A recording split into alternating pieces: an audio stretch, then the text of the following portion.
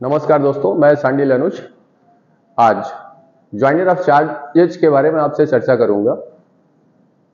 दंड प्रक्रिया संहिता के बारे में आपने पढ़ा है, थोड़ा सा कुछ बेसिक बातों के बारे में चर्चा कर लूं आप, फिर उसके बाद ज्वाइनर ऑफ चार्जेस के बारे में आता हूं आपके पास। थोड़ी सी वीडियो लॉन्ग होगी, थोड़ा सा कॉन्सेप्ट होगा, कुछ एग्जाम्पल्स होंगे, शॉर्ट वीडियो नहीं है, थोड़ा सा ध्यान दे करके आपको पढ़ना है, लास्ट तक बने रहिएगा। यदि चैनल आपको अच्छा लगे वीडियो तो सब्सक्राइब कर दीजिएगा। देखिए, सीआरपीसी जो है वो 1973 की है और एक्ट नंबर 2 ऑफ 1974। ये बहुत बेसिक चीजें हैं जो कभी कभी प्रीलिम्स एग्जाम में आपसे पूछ लिए जाते हैं। एक्ट नंबर कौन सा है? तो सीआरपीसी जो है, कोड ऑफ क्रिमिनल प्रोसीजर का एक्ट नंबर जो है वो 2 है 1974 का। एक्ट जो है आपका, कोड जो है वो कब का है आपका? ये 1973 का है। जो इन्फोर्समेंट डेट है वो आपकी 1 अप्रैल 1974 को है और प्रेसिडेंट की जो कंसेंट मिली थी कोड ऑफ क्रिमिनल प्रोसीजर पर वो 25 जनवरी 1974 को मिली थी। जैसा कि आप जानते हैं कि आपके यहां जो चार्ज को परिभाषित किया गया है आपके इंटरप्रिटेशन क्लॉज में, यह परिभाषा पर्याप्त नहीं है और किसी तरीके से अर्थ को स्पष्ट नहीं करती है। जो परिभाषित है सेक्शन 2B जो डिफाइन करता है वो कहता है includes any head of the charges when the charges contained more heads than one. यानी आरोप में यदि एक से अधिक शीर्ष हैं तो आरोप का कोई भी शीर्ष अब इस परिभाषा से कुछ अस्पष्ट नहीं होता है। सामान्यतया आरोप क्या है? जो कि न्यायालय के द्वारा, आपराधिक न्यायालय के द्वारा किसी अभियुक्त के ऊपर लगाया गया एक आक्षेप होता है जो विचारण के संदर्भ में होता है। आरोप एक न्यायिक प्रक्रिया है जिसका फ्रेमिंग कोर्ट करती है। चार्जेस, जो ज्वाइनर ऑफ चार्जेस के बारे में प्रावधान किया गया है आपका, वो 218 से लेकर के 224 तक में बताया गया है। चार्ज के लिए जो फॉर्म नंबर है आपका, सीआरपीसी के सेकंड शेड्यूल के 32 फॉर्म नंबर में चार्जेस के बारे में बात किया गया है, फॉर्म नंबर के बारे में बात किया गया है। अब देखा जाए कि सेक्शन 218 जो है वो क्या बता रहा है। सेक्शन 218 जो है वो जनरल प्रिंसिपल के बारे में बात कर रहा है, एक जनरल रूल के बारे में बात करता है। यदि किसी भी अभियुक्त के द्वारा एक से अधिक अपराध किया गया है तो हर अलग अलग अपराध के लिए अलग अलग चार्ज लगाया जाएगा और अलग अलग उनका विचारण किया जाएगा। ये एक सामान्य नियम है, लेकिन इसके कुछ अपवाद भी हैं। अपवाद पहला है कि यदि एक्यूज्ड इन राइटिंग ऐसा एप्लीकेशन या रिक्वेस्ट करता है मजिस्ट्रेट को कि उसका एक साथ विचारण किया जाए और मजिस्ट्रेट की ओपिनियन है कि ऐसे एक्यूज्ड को कोई प्रभाव नहीं पड़ेगा, एडवर्स अफेक्ट नहीं डालेगा, वो प्रिजुडिस नहीं होगा, तो ऐसे स्थिति में उसका ज्वाइंट ट्रायल कराया जा सकता है। दूसरा एक्सेप्शन उसी में बताया है आपका कि सेक्शन 219, 220, 221 एंड 223 जो है उस पर प्रभाव नहीं डालेगा। यानी 218 का जो क्लास 1 है वो इन धाराओं पर प्रभाव नहीं डालेगी, अर्थात उनका एक साथ विचारण संभव है। यहां पे आप एक चीज ध्यान दीजिए, जो प्रीलिम्स एग्जाम में कभी कभी क्वेश्चन पूछता है, यहां पे 222 नहीं है, 19 है, 20 है, 21 है, फिर 23 है। 22 जो है वो नदारद है, लेकिन हम आज आपसे जो चर्चा करेंगे वो 218 से लेकर के 222 तक की चर्चा करेंगे। 223 के बारे में कभी फिर से चर्चा होगी आपकी। अब 219 आपका जो है वो स्पष्ट करता है, सामान्य तौर पे ये क्या कह रहा है आपका कि यदि किसी व्यक्ति के द्वारा, यानी जो अभियुक्त व्यक्ति है, 1 साल के भीतर यदि समान प्रकार के सेम काइंड्स के ऑफेंस किए जाते हैं तो ऐसे 3 अपराधों का, नॉट मोर देन 3 ऑफेंसेस, 3 अपराधों का एक साथ विचारण किया जा सकता है। उन पर चार्ज लगा करके उनका विचारण एक साथ किया जा सकता है, चाहे ये एक ही व्यक्तियों के विरुद्ध किए गए अपराध हो या भिन्न भिन्न व्यक्तियों के विरुद्ध किया गया अपराध हो। यानी इन शॉर्ट मैं आपसे बताऊं कि यदि किसी एक्यूज पर्सन के द्वारा चाहे एक ही व्यक्ति के खिलाफ किया गया हो या भिन्न भिन्न व्यक्तियों के खिलाफ किया गया हो, यदि समान प्रकार का अपराध किया जाता है तो 3 से अनधिक यानी 3 अपराधों तक का चार्ज लगा करके उनका ज्वाइंट ट्रायल कराया जा सकता है। क्वेश्चन ये है कि what is the same kind of offence. तो सेम काइंड ऑफ ऑफेंस जो है वो बताता है कि जब वो सेम अमाउंट ऑफ पनिशमेंट से पनिशेबल हो, सेम अमाउंट ऑफ पनिशमेंट से यदि वो पनिशेबल है तो ये माना जाएगा कि वो सेम काइंड का ऑफेंस है। और कहां पे पनिशेबल है? In a same section of the Indian penal code और a स्पेशल लॉ और एनी लोकल लॉज। तो 3 तरीके के लॉज बताए गए हैं, या तो इंडियन पेनल कोड में हो, या स्पेशल लॉ में हो, या किसी लोकल लॉज के सेम सेक्शंस में सेम पनिशमेंट से पनिशेबल हो तो उसे माना जाएगा कि वो सेम काइंड का ऑफेंस किया गया हो, चाहे ऐसे एक्यूज के द्वारा एक ही व्यक्ति के खिलाफ किया गया हो या डिफरेंट पर्संस के खिलाफ किया गया हो। यहां पे ध्यान देने वाली जो बात है वो ये है कि यहां पे जो पहला ऑफेंस कमिट किया गया है और जो लास्ट ऑफेंस है, इनके बीच का जो स्पैन होना चाहिए, जो टाइम होना चाहिए, वो 1 ईयर का होना चाहिए। यानी commission of an offence when it was committed in a first time और जब लास्ट ऑफेंस किया गया उनके बीच में यदि 1 साल का गैप है तो 1 साल के बीच में 3 से अनधिक अपराधों का एक साथ क्या किया जा सकता है? May be charge with and tried in 1 trial, इन्हें किया जा सकता है। अब उसी के प्रोवाइजो में जरा देखिए, यह स्पष्ट कर दिया गया है 379 और 380 जो है वो सेम काइंड के ऑफेंस माने जाएंगे। ये उसी सेक्शंस में ही बता दिया गया है। तो प्रीलिम्स एग्जाम में कभी कभी आपसे ये पूछा जाएगा कि सेम काइंड के ऑफेंस में कौन है, तो 2 धाराएं दे दी जाएंगी। तो इन्हें देखिएगा, ये थेफ्ट के बारे में बात कर रहा है। 379 and 380 are the same kinds of offence माना जाएगा। अब जरा देखिए, एक व्यक्ति जो है मिस्टर यक्स, इन्होंने जो है एक चेक जो है वो ए को दिया हुआ है, फिर 1 महीने बाद ए को दूसरा चेक दिया है, फिर जो है 10 दिन के बाद उन्होंने, और ये चेक जो है वो बाउंस कर जाता है।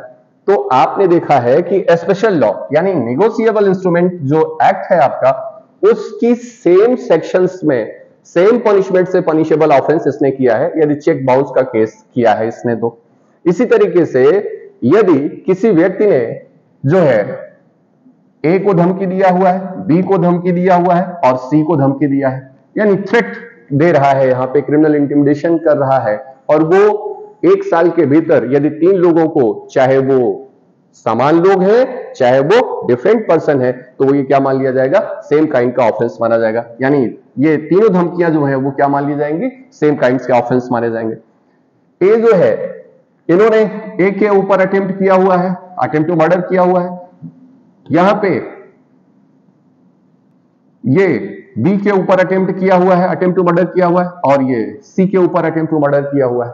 यहां पे आईपीसी की धारा 307 के अंतर्गत ए बी सी तीनों के खिलाफ इसने अटेम्प्ट टू मर्डर किया हुआ है और 1 साल के भीतर किया है, तो may be charge with and tried on 1 trial, एक ट्रायल में इनका किया जा सकता है। इसी तरीके से यदि कोई पब्लिक सर्वेंट है और पब्लिक सर्वेंट जो है वो ब्राइब लेता है, तो उन्होंने ए से ब्राइब लिया जनवरी में, फिर फरवरी में उसने बी से लिया और फिर मार्च में उसने जो है वो सी से लिया, यानी 3 लोगों से ब्राइब लिया। तो प्रिवेंशन ऑफ करप्शन एक्ट के सेम सेक्शन में सेम पनिशमेंट से पनिशेबल ऑफेंस वो क्या कर रहा है, तो उसका एक ट्रायल किया जा सकता है, सेम काइंड का ऑफेंस माना जाएगा और with in a year. SC ST act के अंतर्गत, यानी ये स्पेशल लॉज के बारे में बात कर रहा हूं, यदि एससी एसटी एक्ट के अंतर्गत उसने ए को मारा है जो एससी एसटी से बिलोंग करता है, फिर उसने बी को मारा है, फिर उसने सी को मारा है, तीनों सेम लॉ में क्या है, सेम सेक्शन में सेम अमाउंट से पनिशेबल ऑफेंस को कर रहा है, इसलिए सेम काइंड का होगा और ऐसे 3 अपराधों का विचारण एक साथ किया जा सकता है। इसी तरीके से डाउरी प्रोविजन एक्ट है, डाउरी की डिमांड की गई है, डाउरी की डिमांड होने के बाद से आपने शादी में डाउरी भी लिया है, तो डिमांड ये आपने शादी नहीं करा, फिर दूसरा कोई आ रहा है, फिर उससे डाउरी की डिमांड कर रहे हैं, फिर तीसरा कोई आ रहा है, फिर डाउरी की डिमांड कर रहे हैं, तो यहां पे सेम सेक्शंस में क्या हो रहा है, आपने पनिशमेंट कर जो सेम अमाउंट के पनिशमेंट से पनिशेबल ऑफेंस को कमिट किया हुआ है और इसलिए इसका क्या किया जा सकता है, 3 से अनधिक अपराधों का एक साथ ट्रायल किया जा सकता है। तो एक साइड में आप देखिए 219 आपकी सामान्यता क्या कह रही है, आपकी विद इन ईयर होना चाहिए, 3 ऑफेंसेस होने चाहिए और सेम काइंड्स के हैं तो उनका एक साथ ट्रायल किया जा सकता है। आपको 218 मैंने एक जनरल प्रिंसिपल बताया। जनरल प्रिंसिपल में क्या बताया कि हर डिस्टिंक्ट ऑफेंस के लिए डिस्टिंक्ट चार्ज होगा और उनका डिस्टिंक्ट ट्रायल किया जाएगा। लेकिन इसका दो एक्सेप्शन मैंने बताया। पहला एक्सेप्शन क्या था आपका? पहला एक्सेप्शन ये था कि यदि इन राइटिंग एक्यूज्ड मजिस्ट्रेट को इस बात का रिक्वेस्ट करता है कि उसका ज्वाइंट ट्रायल कराया जाए और मजिस्ट्रेट की ओपिनियन है कि उस पर कोई एडवर्स इफेक्ट नहीं पड़ेगा या प्रिजुडिस नहीं होगा, तो ऐसे में उसका ज्वाइंट ट्रायल कराया जा सकता है। और दूसरा एक्सेप्शन मैंने बताया था 219, 220, 221 और 223 के अंतर्गत यदि उसका ट्रायल हो रहा है तो ये जनरल रूल उस पर लागू नहीं होगा। और उसी क्रम में मैंने आपको 219 बताया। 219 में ये तीन बातें यदि शामिल हैं तो उनका ज्वाइंट ट्रायल कराया जा सकता है। और मैक्सिमम कितने ऑफेंसेस का? ये याद रखिएगा, ये 3 ऑफेंसेस तक का ही कराया जा सकता है। कब? जब वो सेम अमाउंट के पनिशमेंट से पनिशेबल हो। कहां पे? आईपीसी में, स्पेशल लॉ में या लोकल लॉ में होंगे। चलिए अब आगे देखा जाए। यहां पे कह रहा है 220 यानी 220 जो है वो क्या कह रहा है? 220 ये भी ज्वाइंट ट्रायल के बारे में बात कर रहा है। कहता है कि trial for more than one offences, trial for more than one offences, एक से अधिक ऑफेंसेस का ट्रायल कराया जा सकता है। कब कह रहा है, कब हो सकता है? कि when the series of acts are so connected so as to form the same transaction, यदि किसी व्यक्ति के द्वारा ऐसा कोई कार्य किया जा रहा है जो सीरीज ऑफ एक्ट्स है और ये इस तरीके से आपस में कनेक्ट है कि वो पार्ट ऑफ सेम ट्रांजैक्शन बना देते हैं, तो ऐसे सारे अपराधों का क्या किया जा सकता है? ट्रायल किया जा सकता है। मोर देन वन ऑफेंसेस, एक से अधिक अपराध किया हुआ है। कब किया हुआ है? सीरीज ऑफ एक्ट से करते हुए। कब? जब उसने पार्ट ऑफ सेम ट्रांजैक्शन बना लिया हो। He may be charged with and tried at one trial, उसका किया जा सकता है। अब क्वेश्चन यहां पे ये है कि पार्ट ऑफ सेम ट्रांजैक्शन क्या होता है? तो इंडियन एविडेंस एक्ट की धारा 6 के अंतर्गत पार्ट ऑफ सेम ट्रांजैक्शन आपने पढ़ा हुआ, जिसे रजिस्ट्री के नाम से जाना जाता है। पार्ट ऑफ सेम ट्रांजैक्शन में स्टीफन महोदय जो है वो डिफाइन करते हैं कि ये क्या होता है? एक बंडल ऑफ फैक्ट्स होता है, यानी ये तथ्यों का एक समूह होता है जो आपस में इस तरीके से जुड़े होते हैं जिन्हें एक नाम से जाना जाए, चाहे वो अपराध हो, चाहे वो अपकृत्य हो, चाहे संविदा हो। मैं इसे समझाने का प्रयास करता हूं आपको। ये कहता है कि जैसे आप थेफ्ट पढ़ते हो तो थेफ्ट में 5 बातें हैं। पहली बात क्या कहता है कि एक मूवेबल प्रॉपर्टी होनी चाहिए। दूसरा क्या होना चाहिए? डिसऑनेस्ट इंटेंशन होना चाहिए। तीसरा क्या होना चाहिए? आपके विदाउट कंसेंट ऑफ द पोजेशनर होना चाहिए। विदाउट कंसेंट, जिसके पोजेशन में हो उसकी कंसेंट के बिना लिया गया हो। पोजेशन के अगेंस्ट होना चाहिए। और नेक्स्ट जो है ऐसा लेने के लिए उसे मूव कराया गया। अब आप देखिए, यदि ये कौन सा हो गया? फैक्ट 1 हो गया, this one is a fact 2, this one is a fact 3, और ये फैक्ट 4 हो गया, ये कौन सा हो गया? फैक्ट 5 हो गया। ये सारे फैक्ट्स मिल करके इन्हें एक नाम से जानेंगे। यदि आपस में ये इस तरीके से कनेक्ट हो जाए, आपस में ये एक दूसरे से कनेक्ट हो रहे हैं और इस तरीके से कनेक्ट हो जाए कि ये सारे फैक्ट मिल करके एक नाम से जाना जाए, और ये कौन सा नाम है आपका? थेफ्ट का। ये क्या है? ऑफेंस है। स्टीफन इसी को कहते हैं कि जब ये सारे तथ्य एक साथ मिले, और ये सारे तथ्य क्या है? Bundle of facts. तो जब ऐसे सारे तथ्यों को एक साथ शामिल कर दिया जाए तो ये माना जाएगा कि पार्ट ऑफ सेम ट्रांजैक्शन में है। इसी तरीके से एक और एग्जांपल, अब जरा देखिए, मैं आपसे कह रहा था कि what agreements are a contract. What agreements, जब आप section 10 of the Indian contract act पढ़ते हो तो वहां पे बताया है क्या होना चाहिए? कॉम्पिटेंट पार्टी होनी चाहिए। पहली चीज क्या होनी चाहिए? कॉम्पिटेंट पार्टी होनी चाहिए। दूसरी चीज क्या होनी चाहिए? लॉफुल कंसिडरेशन होना चाहिए। क्या होना चाहिए? लॉफुल ऑब्जेक्ट होना चाहिए। और क्या होना चाहिए? Not disqualified by any law होना चाहिए। तो यहां पे यदि ये सारे फैक्ट्स आपस में धारा 10 की मिल जाएंगे तो इन्हीं को क्या कह दिया जाएगा? कॉन्ट्रैक्ट कह दिया जाएगा। और जब ये आपस में इस तरीके से कनेक्ट हो जाएं तो ये क्या बना देंगे? एक नाम से आ जाएंगे और ये आपकी संविदा हो जाएगी। स्टीफन महोदय जो है इसी बात को परिभाषित करने का प्रयास करते हैं। ये बात बहुत क्लियर नहीं हो पाती है कि ऐसे कौन से, यदि हम इसको फैक्ट 1 मान लें, ये फैक्ट 2 हो गया, ये आपका फैक्ट 3 हो गया, ये आपका फैक्ट 4 हो गया, ये सारे फैक्ट जो है वो मिलकर के क्या होना चाहिए? आपका एक नाम से जाना जाए। तो स्टीफन महोदय इसी को कहते हैं कि ये सारे फैक्ट्स क्या है? पार्ट ऑफ सेम ट्रांजैक्शन में है। धारा 6 क्या कह रहा है कि जो तथ्य विवाद्यत नहीं है लेकिन विवाद्यत से इस प्रकार जुड़े हैं जो तथ्य विवाद्यक नहीं होते लेकिन विवाद्यक से इस प्रकार जुड़े हैं कि वो क्या बना देते हैं, पार्ट ऑफ सेम ट्रांजैक्शन बना देते हैं, चाहे वो एक ही समय पर हो, चाहे वह भिन्न भिन्न समयों पर घटित हुए हो। ये परिभाषा भी बहुत स्पष्ट नहीं कर पाती है। अब इन्हें देखें आप, यदि मैं आपसे बात करूं, पहली चीज तो आप समझ लीजिए कि प्रॉक्सिमिटी होनी चाहिए, किसमें, प्रॉक्सिमिटी इन ऑब्जेक्ट में, यदि ऑब्जेक्ट में निकटता है या जो रिजल्ट आप चाहते हो उसमें क्या है, यूनिटी है, यानी एकात्मकता है, यूनिटी। मैं एग्जांपल से इसे समझा रहा हूं। प्रॉक्सिमिटी किस बात पर, जो उद्देश्य है उस उद्देश्य को प्राप्त करने के लिए आपने जो भी कार्य किया हुआ है, प्रॉक्सिमिटी, ये मान लीजिए कि ऑब्जेक्ट है जिसे आप अचीव करना चाहते हो और इसके लिए आपने क्या किया हुआ है, A1, A2, A3 एक्ट किया हुआ है, ये क्या माने जाएंगे, पार्ट ऑफ सेम ट्रांजैक्शन में माने जाएंगे। क्यों, क्योंकि ऑब्जेक्ट में क्या है, यूनिटी है। इसी ऑब्जेक्ट को अचीव करने के लिए A1 भी किया गया, इसी ऑब्जेक्ट को अचीव करने के लिए A2 भी किया गया, इसी को अचीव करने के लिए A3 किया गया, तो यह माना जाएगा कि पार्ट ऑफ सेम ट्रांजैक्शन में। तो ये जो आपका सेक्शन बता रही है आपकी क्रिमिनल प्रोसीजर कोड में क्या बताया गया है,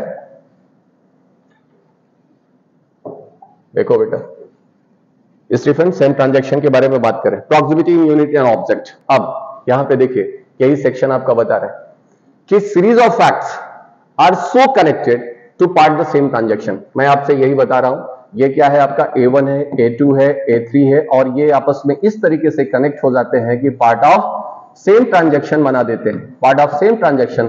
तब ऐसे भिन्न भिन्न, और हर कार्य जो है अपने आप में क्या है, ऑफेंस है, ऐसे हर ऑफेंसेस के लिए क्या किया जा सकता है, आपका ज्वाइंट ट्रायल कराया जा सकता है। अब एक एग्जांपल से इसे समझा जाए। यहां पे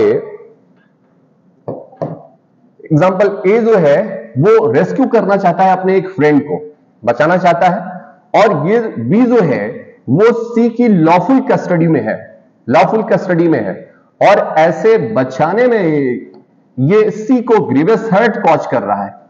अब यहां पे आप देखिए इसने कौन सा ऑफेंस किया हुआ है, तो सेक्शन 225 का और सेक्शन 233 का ऑफेंस इसने कमिट किया हुआ है, और इन दोनों धाराओं के अंतर्गत इस दोनों ऑफेंसेस के लिए इनका क्या कराया जा सकता है, ट्रायल कराया जा सकता है। क्यों, क्योंकि ये part of same transaction cause कर रहे हैं। अब आप किसी को छुड़ा रहे हो पुलिस अधिकारी के साथ, तो छुड़ाना भी अपने आप में एक अपराध है, और उसे आपने मारा, यह भी एक अपराध है, और ये कैसे हो रहा है, ये सेम ट्रांजैक्शन में हो रहा है, और ऐसे में 20(1) के अंतर्गत इसका क्या किया जा सकता है, ज्वाइंट ट्रायल कराया जा सकता है। इसी तरीके से देखिए, यदि आप किसी के घर में चोरी करना चाहते हैं, ऑब्जेक्ट आपका क्या है, थेफ्ट करना है, तो थेफ्ट करने के लिए आपने क्या किया हुआ है, आपने हाउस ब्रेकिंग किया हुआ है या हाउस ट्रेसपास किया हुआ है, तो हाउस ट्रेसपास अपने आप में एक ऑफेंस है, और थेफ्ट जो है वो अपने आप में एक ऑफेंस है। और किसके लिए आपने हाउस ट्रेसपास किया हुआ है, ये काम आपने चोरी करने के लिए किया हुआ है, तो थेफ्ट और हाउस ट्रेसपास दोनों के लिए आपका क्या कराया जा सकता है, ज्वाइंट ट्रायल कराया जा सकता है, क्योंकि ऐसे जो एक्ट्स हैं वो पार्ट ऑफ सेम ट्रांजैक्शंस बना रहे हैं। अगेन नेक्स्ट जो है आपका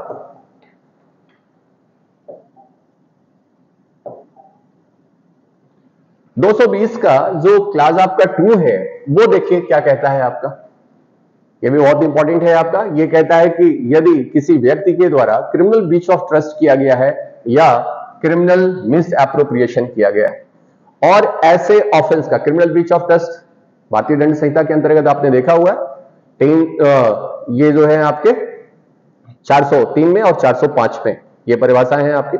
तो ऐसा कोई व्यक्ति क्रिमिनल ब्रीच ऑफ ट्रस्ट करता है या क्रिमिनल मिस एप्रोप्रिएशन कर रहा है, तो फैसिलिटेट और कंसील, ऐसे ऑफेंसेस को कंसील करने के लिए क्या कर रहा है, फॉल्सिफिकेशन ऑफ द अकाउंट्स, ऐसे अकाउंट्स बुक्स जो है उनका क्या कर रहा है, फॉल्सिफिकेशन कर रहा है, उन्हें त्रुटि उसमें कॉज कर रहा है कि जिससे उसे पकड़ा ना जा सके। तो ऐसे अपराधों का एक साथ किसके लिए, for the falsification of the accounts और for the criminal misappropriation या क्रिमिनल ब्रीच ऑफ ट्रस्ट, इन अपराधों का एक साथ क्या कराया जा सकता है, ज्वाइंट ट्रायल कराया जा सकता है। लेकिन यहां पे ये 219 की उपधारा 1 में आपने पढ़ा है, और ये 212 की उपधारा 2 के अंतर्गत रहते हुए कार्य होगा। और 219(1) में मैंने आपको बताया कि अपराध जो किया जा रहा है वो कितने दिन के भीतर होना चाहिए, 1 ईयर के बीच में होना चाहिए। कितना होना चाहिए, 12 मंथ्स के बीच में होना चाहिए। वहां पे वर्ड जो लिखा हुआ है वो 12 मंथ्स लिखा हुआ है और आपको भी 12 मंथ्स ही याद रखना है, ठीक है ना।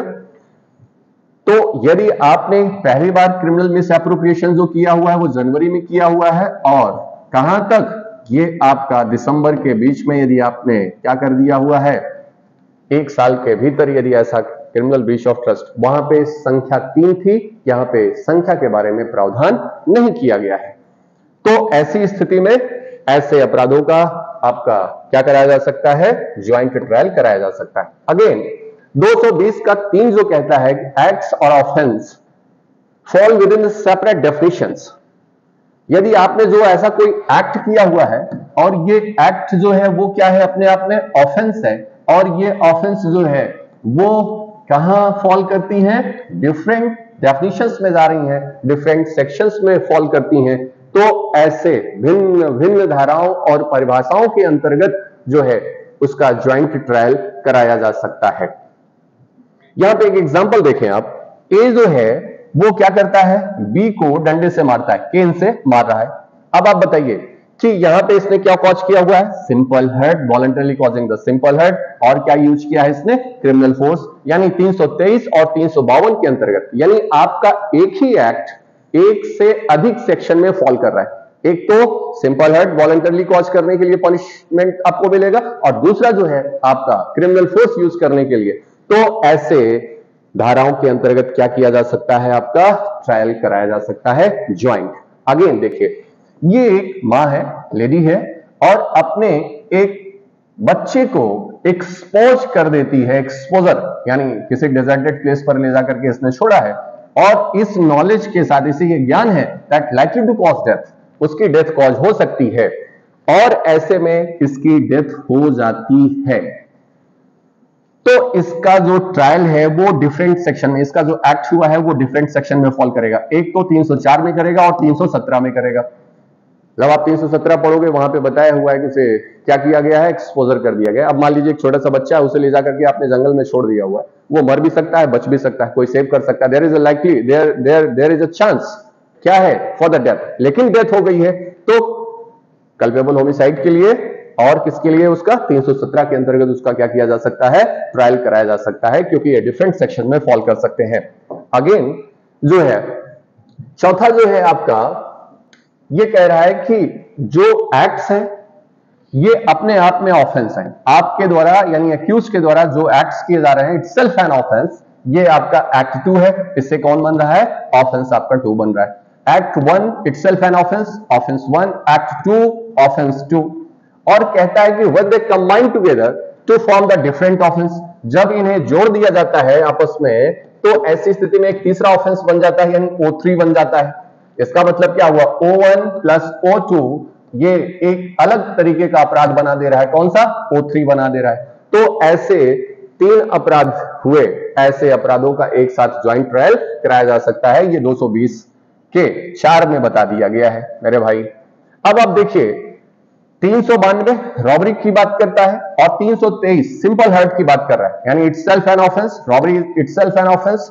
यहां पे रॉबरी के लिए जो पनिशमेंट दिया गया है, और ये क्या है आपका 323 वॉलंटरली कॉजिंग हर्ट, और ये दोनों जब मिल जाते हैं तो कौन सा ऑफेंस बन जाता है, आईपीसी की धारा 394 के अंतर्गत देखिएगा, ठीक है। क्या कहा है कि वाइल द रॉबरी, नहीं, हाँ ठीक है, 394 के अंतर्गत क्या है, causing voluntarily simple hurt while in a robbery, ठीक है, और ड्यूरिंग इन अ रॉबरी। तो ये देखिए 2 ऑफेंस और मिलकर के तीसरा ऑफेंस बना दिया है। लेकिन इसका एक प्रोवाइजो के तौर पर देखा गया है, कहता है कि इस सेक्शन की कोई भी बात जो है वो भारतीय दंड संहिता के 71 को प्रभावित नहीं करेगी।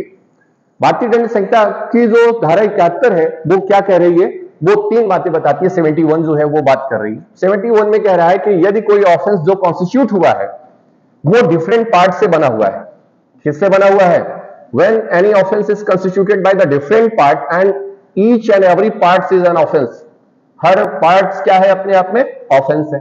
तो कह रहा है कि जो इन पार्ट से मिलकर के जो ऑफेंस बनेगा उसी के लिए उसे पनिशमेंट किया जाएगा। दूसरी बात क्या कहता है कि ये जो एक्ट है वो डिफरेंट डेफिनेशंस में फॉल करती है। जैसा कि मैंने अभी बताया, आपने मारा है तो सिंपल हर्ट भी होगा और कहां पे जाएगा, क्रिमिनल फोर्स के लिए भी पनिशेबल होगा। और तीसरा कि अभी जो आपको बताया दिस वन एक्ट यानी O1 है और O2 है, मिलकर के क्या बना रहा है आपका O3 बना रहा है। तो यहां पे जो आपको पनिशमेंट मिलेगा, ज्वाइंट ट्रायल तो होगा लेकिन जो पनिशमेंट दिया जाएगा वो ये कह रहा है कि इन धाराओं में से जो सीवियर पनिशमेंट से पनिशेबल होगा ऑफेंस, उससे अधिक पनिशमेंट से पनिशेबल नहीं किया जाएगा।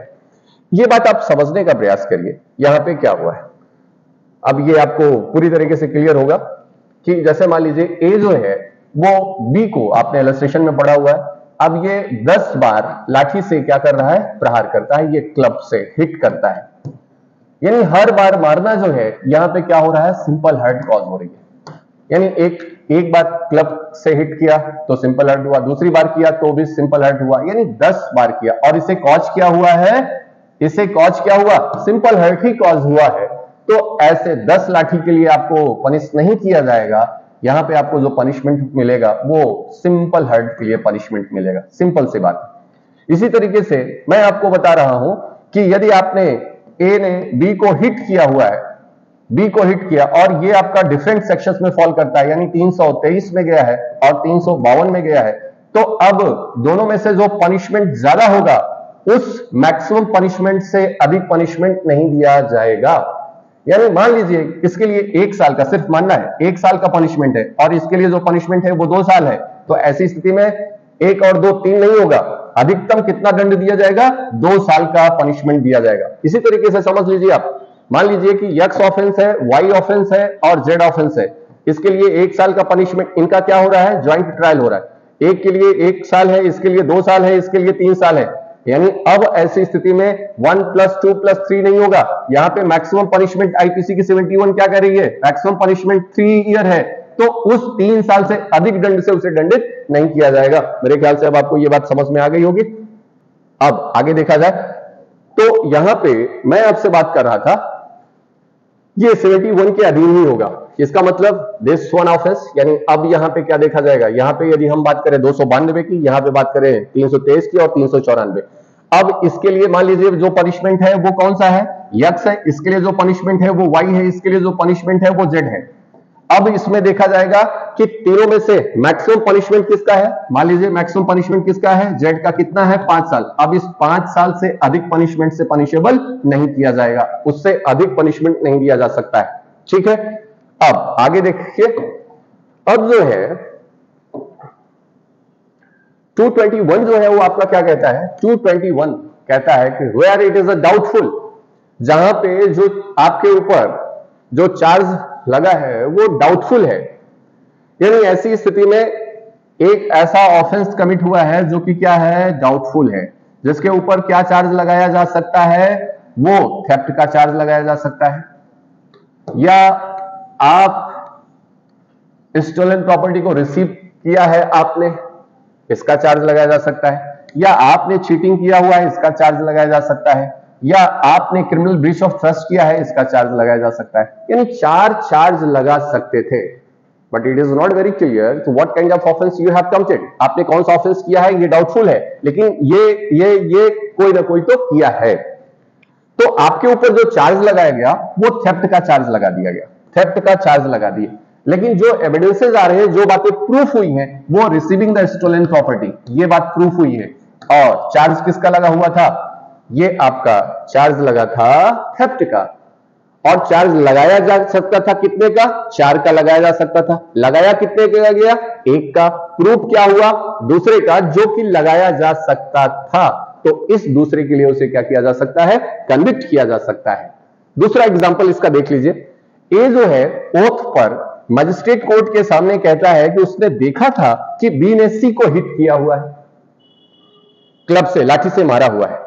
और अगेन जब उसका ट्रायल कहां हो रहा है, आगे साक्ष्य के तौर पर पहुंचा है कोर्ट ऑफ सेशन में, तो ये कहता है कि उसने बी ने सी को कभी भी हिट नहीं किया है, यानी मजिस्ट्रेट के कोर्ट में इसने कहा था, जो इसका प्रीवियस स्टेटमेंट है ऑन ओथ पर बोल रहा है, तो इसने कहा था कि बी ने सी को लाठी से मारा था, जबकि कोर्ट ऑफ सेशन में ये क्या कह रहा है कि बी ने सी को कभी नहीं मारा है। यानी यहां पे जो प्रीवियस स्टेटमेंट है और सब्सिक्वेंट स्टेटमेंट है इटसेल्फ कंट्राडिक्टरी, लेकिन ये बात डाउटफुल है कि कौन सा स्टेटमेंट उसका कंट्राडिक्टरी है।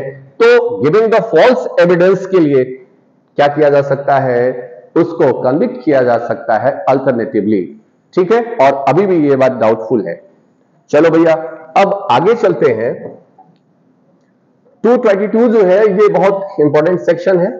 222 आपका यहां पे देखिए, ऑफेंस जो है आपका वो क्या कह रहा है, कहता है कि कोई भी ऐसा ऑफेंस जो डिफरेंट पार्टिकुलर से मिलकर के बना हुआ है, विभिन्न विशिष्टियों से मिलकर के बना हुआ है, यानी P1 है, P2 है, P3, P4, P5 and so on, और भी हो सकता है, लेकिन जो बात प्रूव हुई है वो बात कौन सी प्रूव हुई है, वो P1 से लेकर के P4 तक प्रूव हुई है। और ये जो बात प्रूव हुई है इससे एक माइनर ऑफेंस बन सकता है, माइनर ऑफेंस बनता है, यानी जो आपके ऊपर चार्ज लगाया गया था वो मेजर ऑफेंस का लगाया गया था।